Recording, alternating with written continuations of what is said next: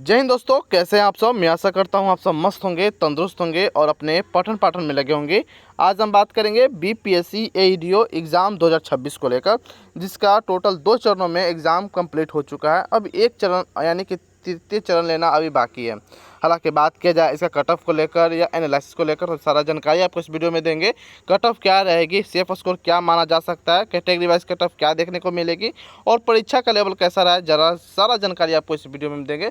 तो वीडियो को शुरू से अंत तक जरूर देखिएगा, स्टेप बाय स्टेप समझने की कोशिश कीजिएगा। अगर चैनल पर पहले विजिट किए तो चैनल को सब्सक्राइब कर सकते हो, बेल आइकन दबा सकते हो। ये बीपीएससी एडीओ से जुड़ी कोई भी जानकारी आती है, कोई भी लेटेस्ट अपडेट आती है, तो सबसे पहले आपको इसी चैनल पर देखने को मिलेगी। तो चैनल को आप सब्सक्राइब कर सकते हो। बात करेंगे टोटल कितनी वैकेंसी निकाली गई थी, तो टोटल 935 वैकेंसी निकाली गई थी और 935 वैकेंसी के लिए 9 लाख टोटल 9,74,000 टोटल इसमें अप्लीकेंट फॉर्म भरे हैं। मात्र 935 वैकेंसी के लिए, यानी कि टोटल 1000 वैकेंसी नहीं थी और फॉर्म की संख्या लगभग 10 लाख के अप्रॉक्स में भरी गई है। बात करते हैं प्रेजेंट अप्लीकेंट कितने प्रेजेंट हुए, यानी कि अभी तक की जो डाटा लिया गया यह दो फेज का डाटा, यानी कि 2 चरण में आपका जो एग्ज़ाम कंप्लीट हुआ है उसका डाटा, यानी कि 14, 15 और 17, 18 को जो आपका एग्ज़ाम लिया गया, टोटल 3 लाख स्टूडेंट बैठे हैं। बात किया जाए एग्ज़ाम डेट को लेकर, 14, 15, 17, 18 और 20 का इसका एग्ज़ाम रहने वाला है। टोटल 3 फेज में एग्ज़ाम होने वाला है। बात करते हैं सेकेंड, जो आपके मन में भी डाउट चल रही है कि आखिर क्यों 935 पदों के लिए 9,74,000 के अप्रॉक्स में फॉर्म भरे गए थे। तो इसका मुख्य 3 रीज़न आप कह सकते हैं, पहला, दूसरा और तीसरा। 3 रीज़न क्या रहने वाला है। पहला कि इसमें आपका पैसा कम लग रहा था, मात्र 100 रुपये फ़ी लग रहा था, तो काफ़ी लोगों ने, यानी कि जो भी ग्रेजुएशन किए हैं वो सभी ने फॉर्म भर डाला। सेकंड की बात किया जाए कि इसमें ग्रेजुएशन के लिए कोई ज़्यादा क्राइटेरिया नहीं मांगा जा रहा था कि आप इतने % आपका होना चाहिए या आपका ग्रेजुएशन इस स्ट्रीम से होना चाहिए, इस विश्वविद्यालय से होना चाहिए, कुछ भी नहीं। आपने सिर्फ ग्रेजुएशन किया, चाहे कोई भी स्ट्रीम हो, कैसा भी नंबर हो, तो आप इस फॉर्म को भर सकते हैं। और सेकेंड यह हो जाता है कि मात्र एक एग्ज़ाम में आप अधिकारी लेवल का जॉब ले सकते हो। मात्र आपका एक एग्ज़ाम है, नो इंटरव्यू, नो मेंस, कुछ नहीं, पीटी वगैरह कुछ नहीं। मात्र आप एक रिटन एग्ज़ाम दीजिए, डायरेक्ट आप बन सकते हो। अगर फाइनल में नाम आ गया तो डायरेक्ट आप उच्च अधिकारी बन सकते हो, अधिकारी लेवल का आपको पोस्ट मिल सकता है। तो कई बच्चों की ललक इसमें ज़्यादा रुचि देखने को मिली, तो इसमें ज़्यादा वैकेंसी और मात्र 935 पदों के लिए ज़्यादा टोटल अप्लीकेंट इसमें ज़्यादा से ज़्यादा फॉर्म भरे। आई होप यहाँ तक आपका सारा डाउट क्लियर हो चुका होगा। फिर भी कोई डाउट बचे तो कमेंट सेक्शन के माध्यम से आप हमसे पूछ सकते हो। बात करते हैं कैटेगरी वाइज वैकेंसी क्या निकाली गई थी, तो काफ़ी इंपॉर्टेंट हो जाती है अगर कट ऑफ क्लियर करना है या कट ऑफ एनालाइज करने से पहले किस कैटेगरी में कितनी वैकेंसी थी यह जानकारी लेना काफ़ी इंपॉर्टेंट है।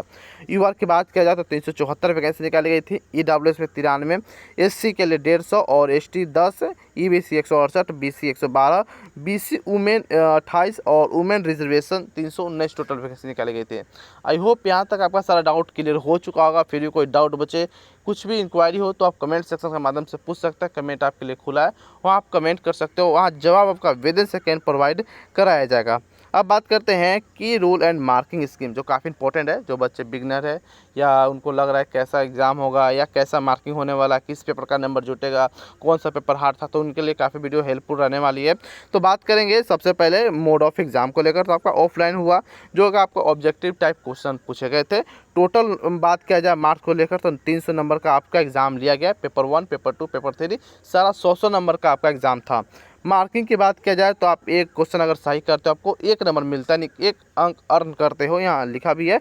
और आपने गलत किया तो 1/3 का पेनल्टी के साथ आपको डिडक्ट कर लिया जाएगा 1/3 नंबर। यानी कि अगर 3 क्वेश्चन गलत करते हो तो साथ में आपका 1 नंबर काट ले जाएंगे। आई होप यहाँ तक आपका सारा डाउट इससे भी क्लियर हो चुका होगा।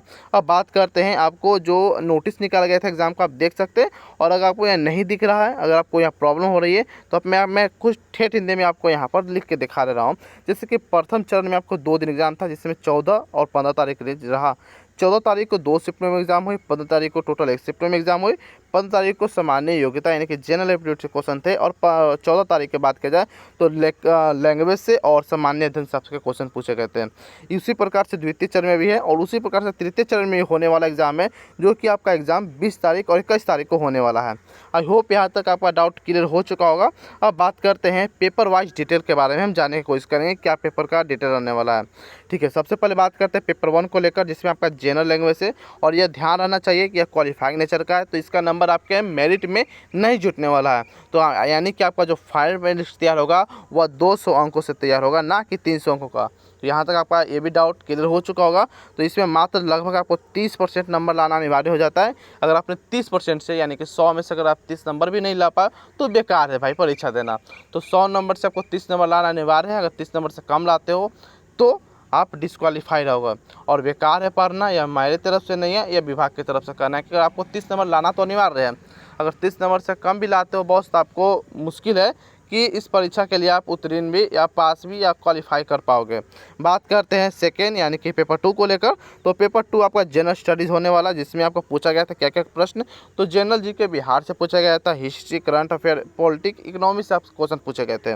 वही बात किया जाए पेपर 3 को लेकर, तो पेपर 3 के लिए सबसे पहले आपको जनरल एप्टीट्यूड से क्वेश्चन पूछे गए थे, जिसमें local taste, logical, reasoning, analytic ability से आपके क्वेश्चन पूछे गए थे। आई होप यहाँ तक आपका सारा डाउट क्लियर हो चुका होगा। इससे भी लेकर बात किया जाए तो ये भी आपका 100 नंबर का पूछा गया था और ये भी 100 नंबर का।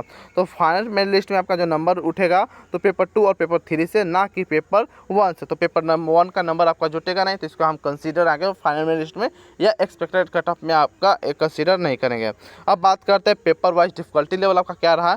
तो हम हर एक शिफ्ट का या कह सकते हैं हर एक चरण का मैं यहाँ पर लेके आया हूँ काफ़ी डिटेल में, क्योंकि 1 लाख प्लस बच्चों का डाटा मिला है तो काफ़ी डिटेल में लाया हूँ। हालांकि देखिए सभी का ओपिनियन इसमें अलग अलग देखने को मिल सकता है।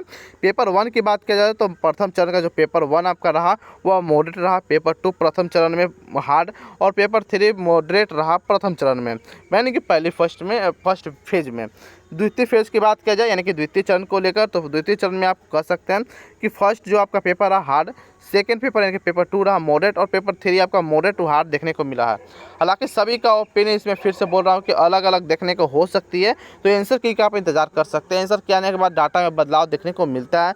जो बच्चे करें कि मैं 200 में से इतना क्वेश्चन सही कर पा रहा हूँ, 170 क्वेश्चन सही कर पा रहा हूँ, या 300 में से मेरा 280 270 क्वेश्चन तक सही है, मेरा हो पाएगा या नहीं हो पाएगा। तो मैं उन लोगों को या उन लोग विद्यार्थियों को मैं कहना चाहता हूँ कि देखिए आंसर किए आने के बाद सभी के मार्क्स में घटाव देखने को मिलता है।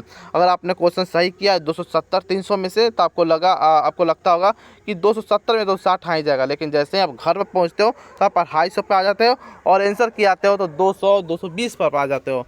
तो इसमें आप देखने को सभी के मार्क्स में घटाव देखने को मिलता है। अब बात करते हैं इसके एक्सपेक्टेड कट ऑफ को लेकर। तो ध्यान रहना चाहिए यह डाटा जो है एक्सपेक्टेड है, 1 लाख प्लस बच्चों का डाटा है और एग्ज़ाम दिए हैं लगभग 3 लाख टोटल स्टूडेंट। और बात करें तीसरे फेज में 1 से 1.5 लाख और देंगे, यानी कि टोटल 5 से 6 लाख अभ्यर्थी है इस परीक्षा में बैठेंगे।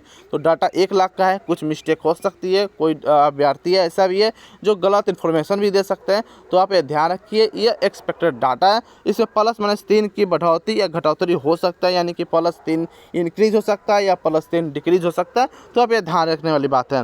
बात करते हैं यूआर के लिए 138, ओबीसी 135, ईडब्ल्यूएस 132, ईबीसी 126 और एससी 120, एसटी 115।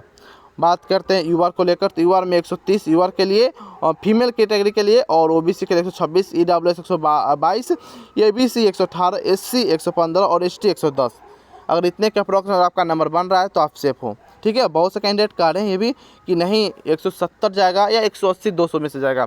तो आपको बता दो, अगर आपने अभी तक परीक्षा नहीं दी है तो सबसे पहले आप परीक्षा दीजिए, उसके बाद लेवल पेपर का लेवल बताइए, क्योंकि पेपर का लेवल आपका मॉडरेट भी नहीं पूछा गया था दोस्तों, ईजी भी नहीं था। पेपर का लेवल हार्ड मतलब कि हार्ड पूछा गया था, हार्ड यानी कि हार्ड ही पूछा गया था, आपका मॉडरेट पेपर भी लेवल नहीं रहा। तो आप 200 में से अगर 138 के अप्रोक्स में आपका नंबर बन रहा है तो आप सेफ हो।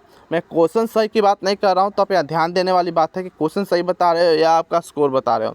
मैं स्कोर बता रहा हूँ, क्वेश्चन सही नहीं, क्योंकि क्वेश्चन सही अगर आपने 150 क्वेश्चन गलत अटैम्प्ट किया और आपने 20 क्वेश्चन गलत ही कर दिया तो 130 ऐसे ज़्यादा 20 नंबर का आपका निगेटिव मार्किंग कटेगी तो काफ़ी कम आ सकती है। तो 130 क्वेश्चन काट पीट कर 130 स्कोर आपको काट पीट कर बन रहा है तो आप सेफ हो। आई होप यहाँ तक आपका सारा डाउट क्लियर हो चुका होगा, सारा जानकारी मिल चुकी है। फिर भी कोई डाउट बचे तो कमेंट सेक्शन के माध्यम से पूछ सकते हैं। बाकी और भी इन्फॉर्मेटिव वीडियो के लिए आप हमारे चैनल को सब्सक्राइब कर सकते हैं, बेल आइकन दबा सकते हैं। बीपीएससी एडीओ से जुड़ी कोई भी जानकारी आती है तो सबसे पहले आपको इसी चैनल पर देखने को मिलेगी। तो फिर मिलते हैं कोई और अदर इन्फॉर्मेटिव वीडियो में, तब तक के लिए जय हिंद जय भारत दोस्तों।